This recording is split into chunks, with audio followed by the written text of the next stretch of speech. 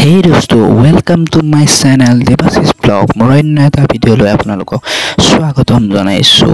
অসমত যেহেতু শাৰদীয় দুৰ্গোৎসৱ বা দুৰ্গা পূজা চলি আছে, আজি দুৰ্গা পূজা বা দুৰ্গোৎসৱৰ চতুৰ্থ দিন আৰু চতুৰ্থ দিনতেই আমি পালন কৰোঁ মহানৱমী পূজা। আজি মহানৱমী পূজা বুলি এপাক ওলাই আহিলো আৰু আজি মহানৱমী পূজাৰ দিনটোতে দুৰ্গা মাৰ অন্য এটা ৰূপ সিদ্ধিদাত্ৰীক পূজা কৰা হয়।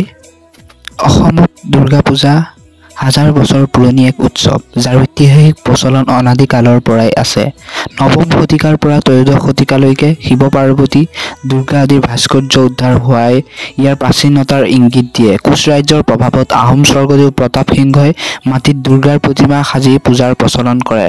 অৰ্থাৎ অসমত দুৰ্গা পূজাৰ এক সুকীয়া ইতিহাস আছে।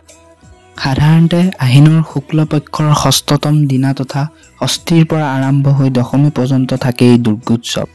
এই 5 দিন যথাক্ৰমে দুৰ্গা ষষ্ঠী, মহাসপ্তমী, মহাষ্টমী, মহানৱমী আৰু বিজয়া দশমী নামে জনাজাত। এই পক্ষটোক দেৱী পক্ষ নামে দুৰ্গা দেৱীৰ মূৰ্তিটো সাধাৰণতে দুৰ্গাৰ পৰিয়ালৰ লগতে থকা দেখা যায়।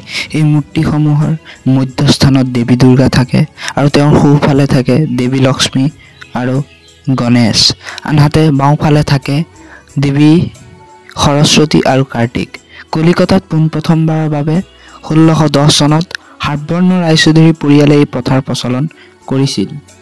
তাৰপিছত এনেকৈ প্ৰতিটো মণ্ডপে মাৰ ওচৰত সেৱা লৈ জুবিনদাৰ ন্যায় বিচাৰি আজিলৈ ইমানেই আছিল আৰু এতিয়া ৰেষ্টুৰেণ্টত এনেকৈ কিবা এটা খাই বৈ বাই বাই।